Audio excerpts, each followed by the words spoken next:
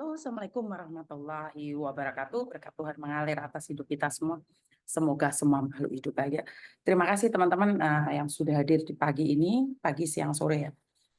Di sini beberapa hari memang saya sudah aktif di media sosial lagi dan melihat keadaan dan perkembangan.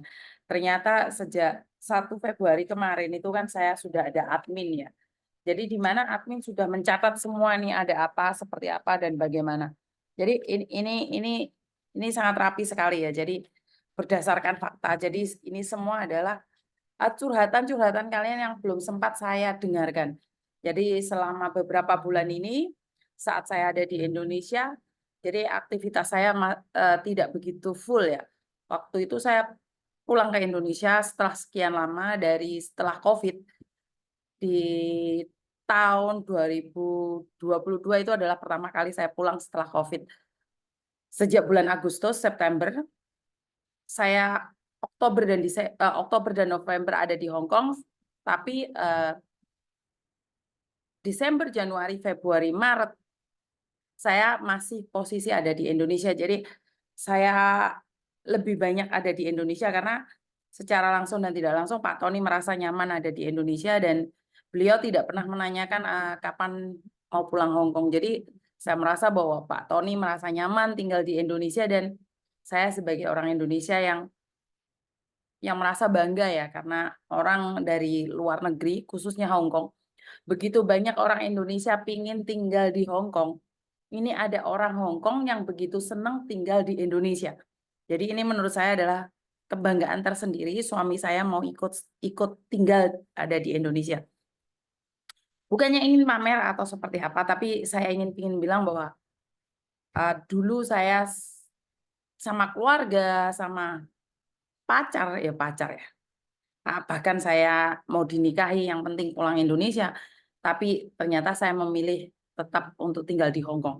Tapi setelah kembali lagi bersama Pak Tony, dan Pak Tony merasa nyaman di Indonesia, saya merasa bahwa apa salahnya saya pulang ke negara saya sendiri. Dan mungkin suatu saat dalam jangka panjang, karena planningnya Pak Tony saya tidak tahu apakah dia akan tinggal terus di Indonesia atau dia akan balik lagi ke Hong Kong. Nah, ini saya akan mereview kehidupan saya sendiri dan saya bagikan dengan teman-teman yang ada di luar sana. Silahkan setuju atau tidak setuju atau tinggalkan komen pada saya tentang kehidupan kita di luar negeri. Oke. Kalau kehidupan kita di luar negeri itu setiap hari monoton. Saya pribadi merasa bahwa monoton. Bangun pagi, sarapan, ya pastinya cuci muka, mandi ya. Tapi maksud saya adalah sarapan, pergi ke kantor, ngantor sampai dari jam 10. Kita otomatis berangkatnya jam 9 dong. Tapi kan kita bangunnya dari jam 8. Benar nggak? Dari jam 8 kita sudah bangun atau jam 7.30 kita sudah bangun. Setelah itu kita berangkat dari jam 9 sampai jam 8. Jadi jam 8 malam itu baru nyampe rumah lagi. Nyampe rumah lagi itu baru ketemu sama keluarga. Jadi aktivitas di Hong Kong itu sangat sedikit sekali ketemu sama keluarga. Dari jam 7 kan di sana jam 10 itu mulai kerja, jam 7 baru pulang. Atau jam 10 kerja, jam 6 baru pulang. Jadi sekitaran itu ya.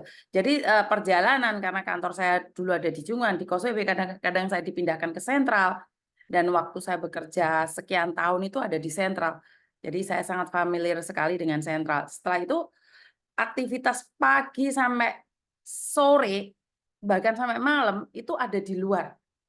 Perjalanan pulang itu berdesak-desakan dengan orang lain. Jadi berangkat kerja desak-desakan sama orang, makan siang desak-desakan sama orang, pulang desak-desakan sama orang. Akhirnya pulang ke rumah, otomatis kalau kita punya pembantu, itu enak kita pulang langsung makan. Tapi jika kita tidak ada pembantu atau tidak ada orang yang membantu atau tidak ada yang masakin, karena saya kebetulan tinggal sama mertua ya, sebelum saya ada Cece lagi.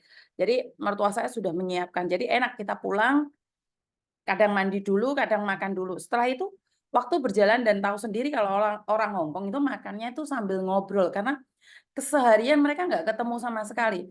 Jadi kalau jam 8 on time, itu kadang-kadang anak saya nggak on time atau suami saya nggak on time, otomatis makannya akan sampai jam 10 malam. Setelah itu jam 11-an kita tidur. Jadi aktivitas rutinitas seperti itu.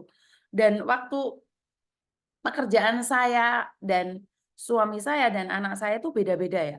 Dulu anak saya di kantor, suami saya di pasar, dan saya di kantor. Tapi perbedaan kantor. Terus akhirnya saya kembali lagi kerja di restoran. Nah, ini membuat gonjang-ganjing. Di mana suami saya sudah bangun, saya masih tidur. Suami saya sudah tidur, saya bangun. Masih belum pulang. Jadi ada gesekan-gesekan yang di mana waktu kita tidak sama. Akhirnya Koko Thomas ikut ke saya lagi, bekerja di restoran, dan saya sama Koko Thomas itu pulangnya jam 12 malam, sementara bapaknya udah tidur. Jadi kerja di Hong Kong itu sip-sipan ya Mbak ya. Jadi kenapa saya memahami kadang-kadang majikan itu under pressure, mereka punya masalah di luar sana, dibawa pulang. Ya, yang kena dampaknya adalah kalian. Jadi kehidupan saya waktu di luar negeri itu memang padat sekali ya. Jarang sekali bertatap muka dengan keluarga. Makanya kalau lebaran, kalau makan malam itu kayaknya kita wajib untuk saling menunggu. Karena hanya waktu-waktu itulah kita bisa berbicara. Atau hari-hari besar, kita kan pasti ada yamcha, atau makan malam bersama, atau 1 minggu sekali ngumpul. Nah, kalau satu minggu sekali ngumpul itu yang ngeluh itu pembantunya, bener nggak kalian? Kalian sering kan kalau jaga nenek itu biasanya anak-anaknya ngumpul seminggu sekali. Dan perbedaan itu sangat mencolok sekali saat ada di Indonesia. Di mana Indonesia suka-suka kamu. Apapun yang kamu lakukan adalah suka-suka kamu ya. Yang penting udah punya uang cukup di bank untuk makan. Dan kenapa saya bilang cukup untuk makan, kan rumah sudah ada, transportasi sudah ada. Jadi yang diperlukan saat di Indonesia adalah kebutuhan sehari-hari. Token listrik atau bensin atau pendidikan anak, dan juga untuk makan di Indonesia itu sangat murah sekali. Dan setiap hari itu bisa ngumpul. Nah, tapi kalau di Indonesia itu banyak sekali kegiatan yang di luar dugaan. Kalau di Hong Kong itu semuanya terplanning, kasarnya yang orang ngomong. Walaupun ada orang meninggal, nggak hari itu juga kita datang. Kita bisa nunggu 7 harinya. Hari meninggalnya sampai 7 hari. Jadi kita nggak hari itu harus datang. Kita bisa lihat situasi dan kondisinya pas nunggu kita libur atau kapan. Jadi seandainya dikremasi pun atau dimakamkan pun tidak hari itu juga. Jadi semuanya bisa di planning kapan. Tapi saat ada di Indonesia ini sangat beda sekali, Mbak. Kenapa saya bilang orang meninggal hari itu juga kita ngelayat, hari itu juga kita dikebumikan. Begitu juga tiba-tiba ada orang nyewune, ada mendak, 40 harinya, 7 harinya, itu kan kita biasanya datang. Atau ada orang menikah, atau khataman Al-Quran, atau banyak sekali. Makanya banyak sekali kegiatan yang tidak terduga. Ada mantenan, ada sunatan. Jadi kegiatan-kegiatan itu semua tidak terduga ya. Saya lebih sering mengatakan bahwa kegiatan yang ada di Indonesia itu tidak terduga, dan jika kita sudah lama di luar negeri, kadang-kadang kita kaget. Maksudnya adalah, wah ternyata sibuk banget ya kalau kita pulang ke Indonesia. Dan saya melihat juga kesibukan sebagai ibu rumah tangga. Mungkin karena saya kebetulan saya punya ibu yang masih sehat, jadi untuk kepentingan di rumah itu ibu saya sudah membersihkan sendiri. Setiap harinya itu ada orang yang membantu ibu untuk nyapu-nyapu, kadang-kadang saya sendiri yang nyapu. Dan bagaimana dengan kalian? Bagaimana dengan kalian? Kalian pastinya juga melakukan aktivitas di Hong Kong, jam berapa bangunnya, tidur, bekerja, seperti apa aktivitasnya, kalian kan rutin seperti itu. Saat kalian pulang di Indonesia, itu kalian lebih sibuk lagi nih. Biasanya ibu-ibu rumah tangga kalau pulang Indonesia bukannya malah istirahat. Ini yang saya lihat, bukannya kalian malah bisa istirahat.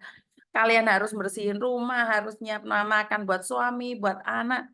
Karena itu kesempatan saat kita libur. Jadi sebenarnya sebagai pekerja migran di luar negeri, saat pulang ke Indonesia pun mereka itu tidak liburan.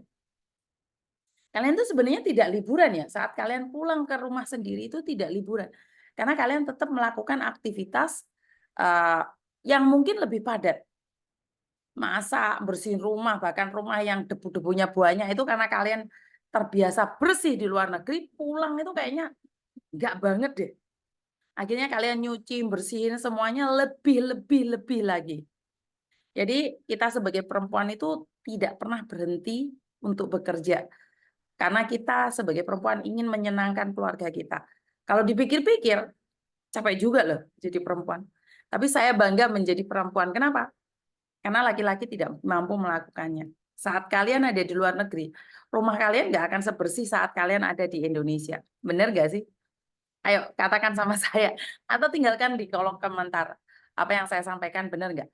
Kebanyakan dari kita itu setelah pulang itu tetap melakukan aktivitas yang ada. Jadi untuk sementara itu aja dari saya. Kurang lebihnya saya minta maaf. Dan pesan saya buat ibu-ibu rumah tangga, jaga kesehatan itu sangat penting. Kesehatan tubuh ataupun mental. Karena saat kalian pulang Indonesia pun kalian masih tetap harus menjaga mereka, menjaga keluarga kita. Saat kita di luar negeri kita menjaga majikan kita, tapi saat kita pulang ke Indonesia pun kita harus menjaga keluarga kita. Jadi itu aja dan wassalamualaikum warahmatullahi wabarakatuh. Berkat Tuhan mengalir atas hidup kita semua. Semoga semua makhluk hidup bahagia dan terima kasih. Bye-bye.